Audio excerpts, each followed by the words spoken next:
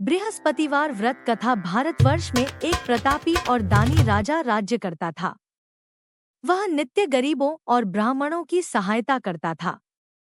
यह बात उसकी रानी को अच्छी नहीं लगती थी। वह नहीं गरीबों को दान देती, नहीं भगवान का पूजन करती थी और राजा को भी दान देने से मना किया करती थी। एक दिन राजा शिकार खेलने वन को गए हुए थे, तो रानी महल में अकेली थी। उसी समय बृहस्पतिदेव साधु वेश में राजा के महल में भिक्षा के लिए गए और भिक्षा मांगी। रानी ने भिक्षा देने से इनकार किया और कहा, हे साधु महाराज, मैं तो दान पुण्य से तंग आ गई हूँ। मेरा पति सारा धन लुटाते रहते हैं। मेरी इच्छा है कि हमारा धन नष्ट हो जाए, फिर न रहेगा बांस, न बजेगी बांसुरी। साधु ने कहा, देवी तुम तो बड़ी विचित्र हो। धन संतान तो सभी चाहते हैं, पुत्र और लक्ष्मी तो पापी के घर भी होने चाहिए। यदि तुम्हारे पास अधिक धन है तो भूखों को भोजन दो, प्यासों के लिए प्याऊ बनवाओ, मुसाफिरों के लिए धर्मशालाएं खुलवाओ। जो निर्धन अपनी कुंवारी कन्याओं का विवाह नहीं कर सकते, उनका विवाह करा दो। ऐसे और कई काम हैं जिनके करने से तुम्हारा यश लोक परलोक में फैलेगा। परंतु रानी पर उपदेश का कोई प्रभाव न पड़ा। वह बोली, महाराज आप मुझे कुछ न समझाएं। मैं ऐसा धन नहीं चाहती जो हर जगह बांटती फिरूं। साधु ने उत्तर दिया, यदि तुम्हारी ऐसी इच्छा है तो तथास्तु। तुम ऐसा करना कि बृहस्पतिवार को घर लीपकर पीली मिट्टी से अपना सिर धोकर स्नान करना, भट्टी चढ़ाकर कपड़े धोना। ऐसा करने से आपका सारा धन नष्ट हो जाएगा। इतना कहकर वह साधु महाराज वहां से आलोप हो गए। साधु के अनुसार कई बातों को पूरा करते हुए रानी को केवल 3 बृहस्पतिवार ही बीते थे कि उसकी समस्त धन संपत्ति नष्ट हो गई। भोजन के लिए राजा का परिवार तरसने लगा। तब एक दिन राजा ने रानी से बोला कि हे रानी, तुम यहीं रहो, मैं दूसरे देश को जाता हूँ, क्योंकि यहाँ पर सभी लोग मुझे जानते हैं। इसलिए मैं कोई छोटा कार्य नहीं कर सकता। ऐसा कहकर राजा परदेश चला गया। वहां वह जंगल से लकड़ी काट कर लाता और शहर में बेचता। इस तरह वह अपना जीवन व्यतीत करने लगा। इधर राजा के परदेश जाते ही रानी और दासी दुखी रहने लगी। एक बार जब रानी और दासी को 7 दिन तक बिना भोजन के रहना पड़ा, तो रानी ने अपनी दासी से कहा, हे दासी, पास ही के नगर में मेरी बहन रहती है। वह बड़ी धनवान है।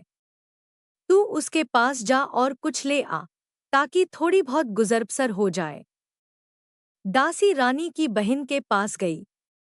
उस दिन गुरुवार था और रानी की बहन उस समय बृहस्पतिवार व्रत की कथा सुन रही थी। दासी ने रानी की बहन को अपनी रानी का संदेश दिया, लेकिन रानी की बड़ी बहन ने कोई उत्तर नहीं दिया। जब दासी को रानी की बहन से कोई उत्तर नहीं मिला तो वह बहुत दुखी हुई और उसे क्रोध भी आया।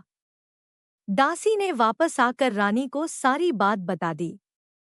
सुनकर रानी ने अपने भाग्य को कोसा। उधर रानी की बहन ने सोचा कि मेरी बहन की दासी आई थी, परंतु मैं उससे नहीं बोली, इससे वह बहुत दुखी हुई होगी। कथा सुनकर और पूजन समाप्त करके वह अपनी बहन के घर आई और कहने लगी, हे बहन, मैं बृहस्पतिवार का व्रत कर रही थी। तुम्हारी दासी मेरे घर आई थी, परंतु जब तक कथा होती है तब तक न तो उठते हैं और न ही बोलते हैं, इसलिए मैं नहीं बोली।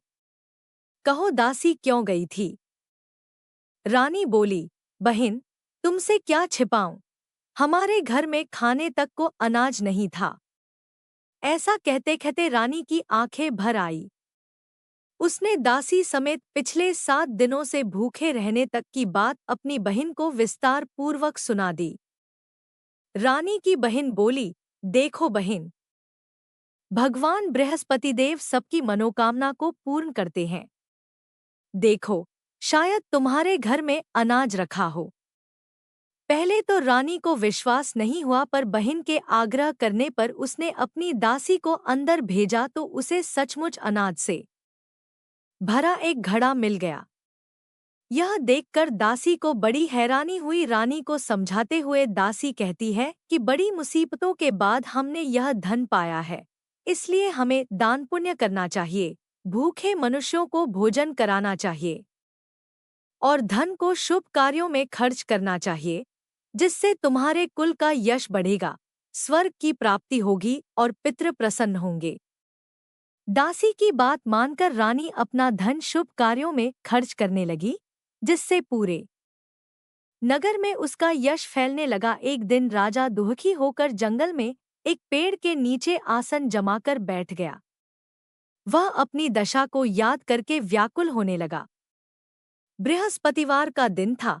एकाएक उसने देखा कि निर्जन वन में एक साधु प्रकट हुए। वह साधु वेश में स्वयं बृहस्पति देवता थे। लकड़हारे के सामने आकर बोले, हे लकड़हारे, इस सुनसान जंगल में तू चिंता मग्न क्यों बैठा है? लकड़हारे ने दोनों हाथ जोड़कर प्रणाम किया और उत्तर दिया, महात्मा जी, आप सब कुछ जानते हैं, मैं क्या कहूँ? यह कहकर रोने लगा और साधु को अपनी आत्मकथा सुनाई।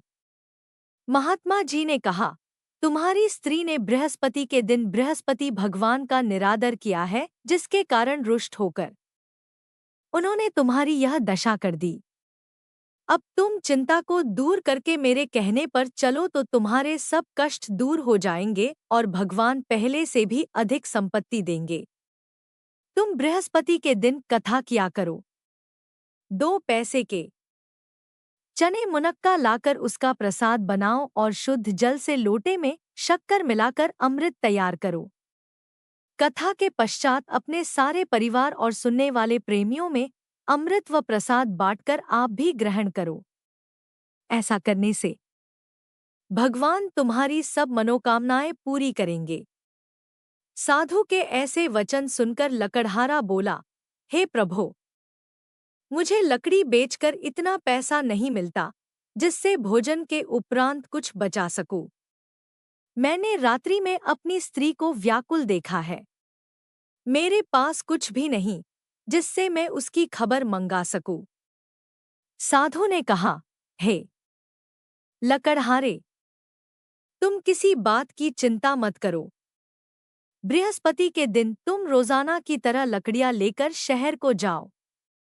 तुमको रोज से दुगुना धन प्राप्त होगा, जिससे तुम भली भांति भोजन कर लोगे तथा बृहस्पति देव की पूजा का सामान भी आ जाएगा। इतना कहकर साधु अंतर्ध्यान हो गए। धीरे धीरे समय व्यतीत होने पर फिर वही बृहस्पतिवार का दिन आया। लकड़हारा जंगल से लकड़ी काटकर किसी शहर में बेचने गया। उसे उस दिन और दिन से अधिक पैसा मिला। राजा ने चना गुड़ आदि लाकर गुरुवार का व्रत किया। उस दिन से उसके सभी क्लेश दूर हुए, परंतु जब दोबारा गुरुवार का दिन आया तो बृहस्पतिवार का व्रत करना भूल गया। इस कारण बृहस्पति भगवान नाराज हो गए। उस दिन उस नगर के राजा ने विशाल यज्ञ का आयोजन किया तथा शहर में यह घोषणा करा दी कि कोई भी मनुष्य अपने घर में भोजन न बनावे, न आग जलावे, समस्त जनता मेरे यहाँ भोजन करने आवे। इस आज्ञा को जो न मानेगा उसे फांसी की सजा दी जाएगी। इस तरह की घोषणा संपूर्ण नगर में करवा दी गई। राजा की आज्ञानुसार शहर के सभी लोग भोजन करने गए, लेकिन लकड़हारा कुछ देर से पहुंचा, इसलिए राजा उसको अपने साथ घर लिवा ले गए और ले जाकर भोजन करा रहे थे तो रानी की दृष्टि उस खूंटी पर पड़ी जिस पर उसका हार लटका हुआ था। वह वहां पर दिखाई नहीं दिया। रानी ने निश्चय किया कि मेरा हार इस मनुष्य ने चुरा लिया है। उसी समय सिपाहियों को बुलाकर उसको कारागार में डलवा दिया। जब लकड़हारा कारागार में पड़ गया और बहुत दुखी होकर विचार करने लगा कि न जाने कौन से पूर्व जन्म के कर्म से मुझे यह दुख प्राप्त हुआ है और उसी साधु को याद करने लगा जो कि जंगल में मिला था।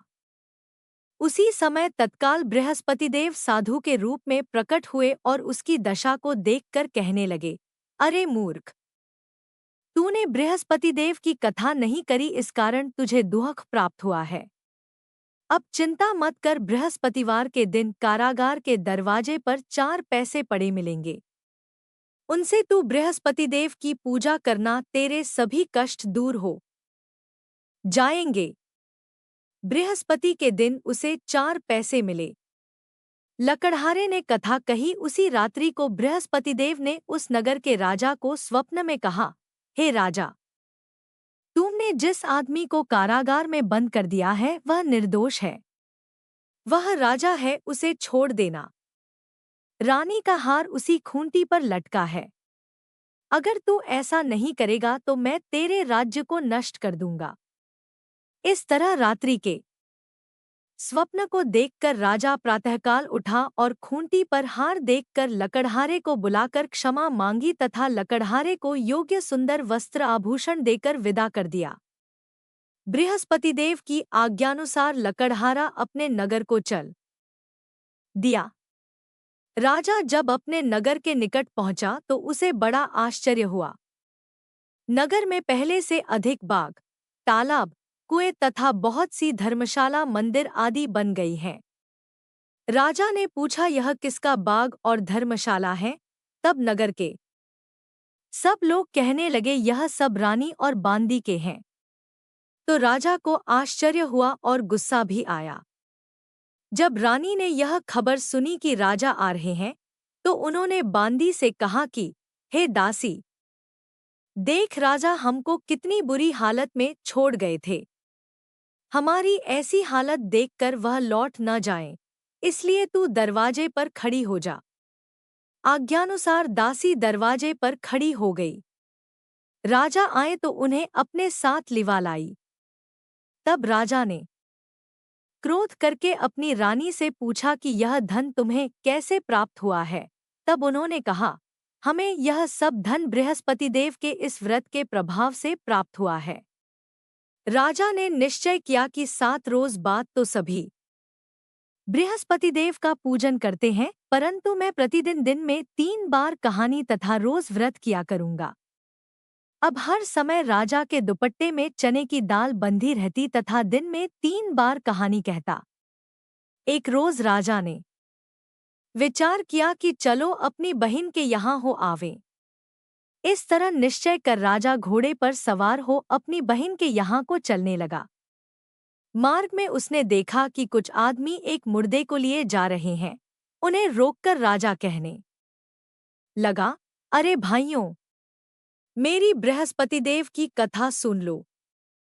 वे बोले, लो, हमारा तो आदमी मर गया है, इसको अपनी कथा की पड़ी है। परंतु कुछ आदमी बोले, अच्छा कहो, हम तुम्हारी कथा भी सुनेंगे। राजा ने दाल निकाली और जब कथा आधी हुई थी कि मुर्दा हिलने लग गया और जब कथा समाप्त हो गई तो राम राम करके मनुष्य उठकर खड़ा हो गया। आगे मार्ग में उसे एक किसान खेत में हल चलाता मिला। राजा ने उसे देख और उससे बोले, अरे भैया, तुम मेरी बृहस्पतिवार की कथा सुन लो। किसान बोला, जब तक मैं तेरी कथा सुनूंगा तब तक 4 हरया जोत लूंगा। जा अपनी कथा किसी और को सुनाना। इस तरह राजा आगे चलने लगा। राजा के हटते ही बैल पछाड़ खाकर गिर गए तथा किसान के पेट में बड़ी जोर का दर्द होने लगा। उस समय उसकी माँ रोटी लेकर आई।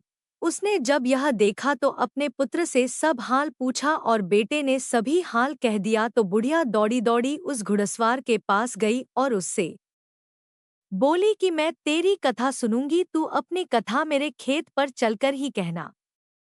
राजा ने बुढ़िया के खेत पर जाकर कथा कही, जिसके सुनते ही वह बैल उठ खड़ हुए तथा किसान के पेट का दर्द भी बंद हो गया। राजा अपनी बहन के घर पहुंचा। बहन ने भाई की खूब मेहमानी की। दूसरे रोज प्रातःकाल राजा जगा तो वह देखने लगा कि सब लोग भोजन कर रहे हैं। राजा ने अपनी बहन से कहा, ऐसा कोई मनुष्य है जिसने भोजन नहीं किया हो, मेरी बृहस्पतिवार की कथा सुन ले। बहन बोली, हे भैया, यह देश ऐसा ही है कि पहले यहाँ लोग भोजन करते हैं, बाद में अन्य काम करते हैं। अगर कोई पड़ोस में हो तो देख आऊं। वह ऐसा कहकर देखने चली गई, परंतु उसे कोई ऐसा व्यक्ति नहीं मिला जिसने भोजन न किया हो। अतः वह एक कुम्हार के घर गई जिसका लड़का बीमार था। उसे मालूम हुआ कि उनके यहाँ 3 रोज से किसी ने भोजन नहीं किया है। रानी ने अपने भाई की कथा सुनने के लिए कुम्हार से कहा। वह तैयार हो गया। राजा ने जाकर बृहस्पतिवार की कथा कही, जिसको सुनकर उसका लड़का ठीक हो गया।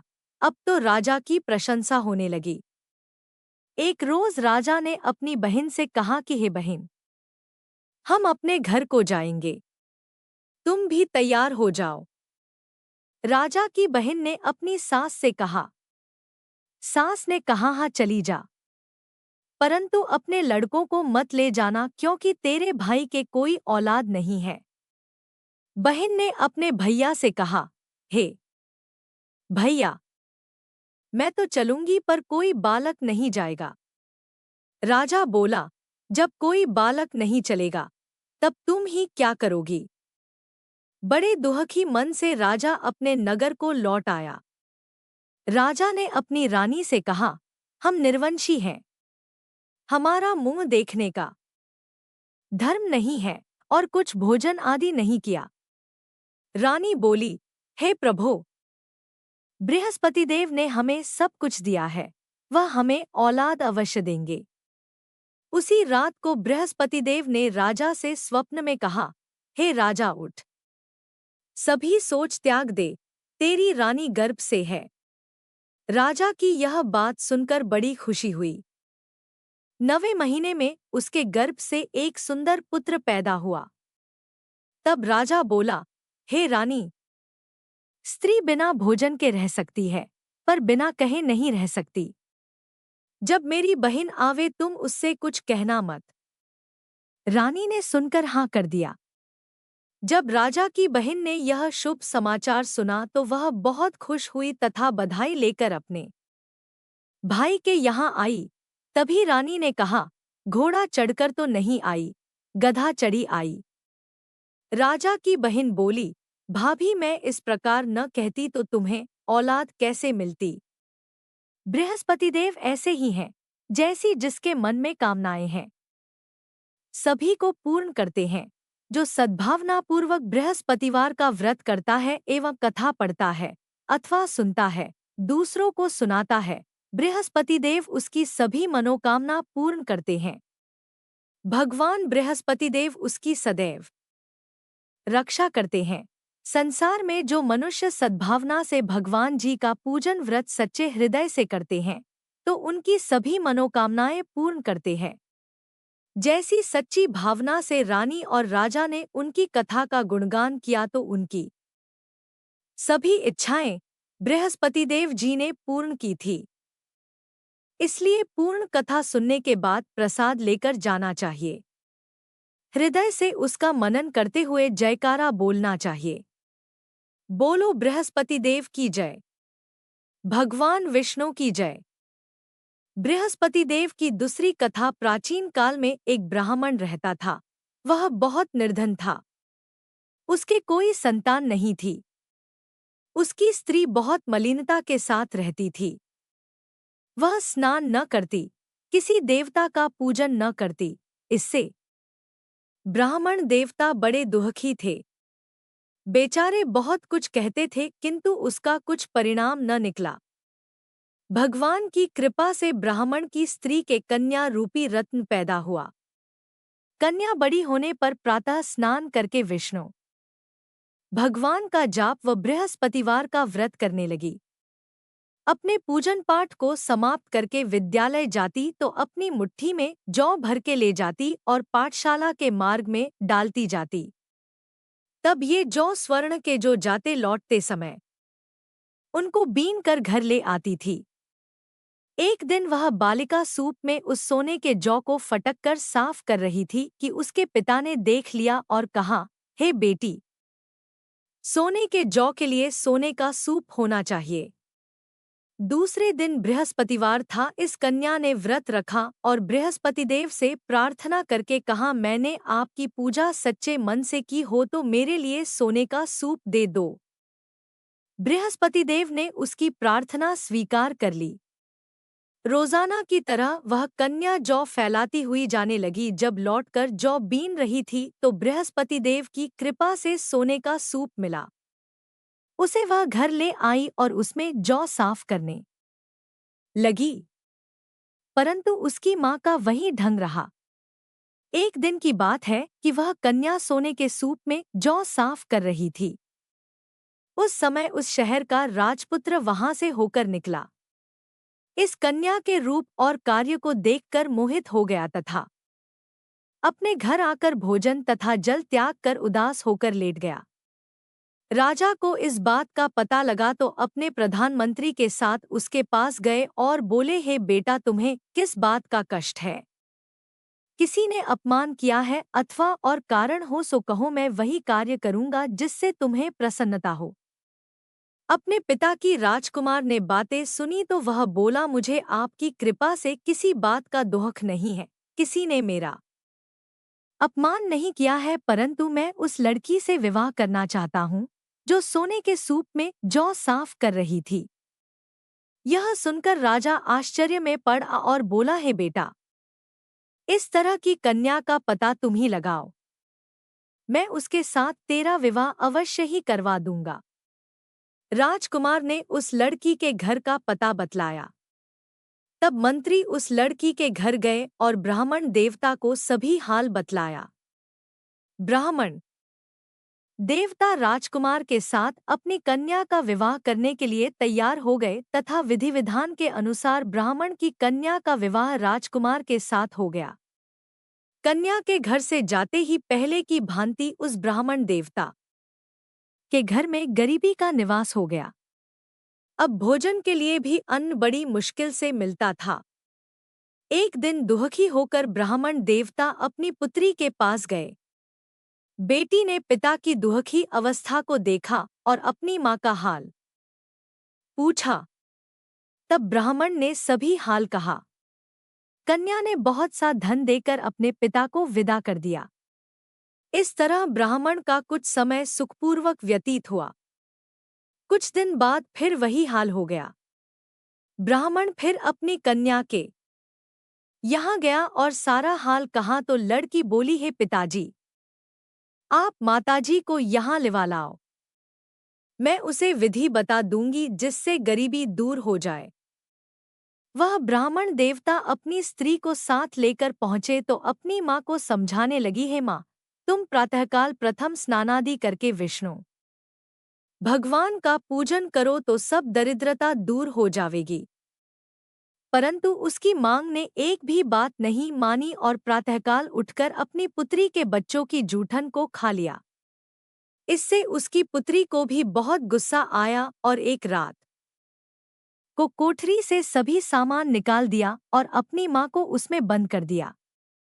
प्रातःकाल उसे निकाला तथा स्नानादि करा के पाठ करवाया तो उसकी माँ की बुद्धि ठीक हो गई और फिर प्रत्येक बृहस्पतिवार को व्रत रखने लगी। इस व्रत के प्रभाव से उसके माँ बाप बहुत ही धनवान और पुत्रवान हो गए और बृहस्पति जी के प्रभाव से इस लोक के सुख भोग कर स्वर्ग को प्राप्त हुए। सब बोलो विष्णु भगवान की जय, बोलो बृहस्पति देव की जय। और बृहस्पति देव की आरती को सुनेंगे उ जय बृहस्पति देवा। छिन छिन भोग लगाओ, कदली फल मेवा उ जय बृहस्पति देवा। जय बृहस्पति देवा, तुम पूर्ण परमात्मा, तुम अंतर्यामी, जगतपिता जगदीश्वर, तुम सबके स्वामी उ जय बृहस्पति देवा। जय बृहस्पति देवा, चरणामृत निज निर्मल, सब पातक हरता, सकल मनोरथ दायक, कृपा करो भरता उ जय बृहस्पति देवा। जय बृहस्पति देवा, तन मन धन अर्पण कर जो जन शरण पड़े, प्रभु प्रकट तब होकर आकर धार खड़े उ जय बृहस्पति देवा। जय बृहस्पति देवा दीनदयाल दयानिधि, भक्तन हितकारी। पाप दोष सब हरता, भव बंधन हारी उ जय बृहस्पति देवा। जय बृहस्पति देवा सकल मनोरथ दायक, सब संशय हारो। विषय विकार मिटाओ, संतन सुखकारी उ जय बृहस्पति देवा। जय बृहस्पति देवा जो कोई आरती तेरी, प्रेम सहित गावे। जेठानंद आनंद कर, सो निश्चय पावे उ जय बृहस्पति देवा। जय बृहस्पति देवा सब बोलो। विष्णु भगवान की जय। बोलो बृहस्पति देव भगवान की जय।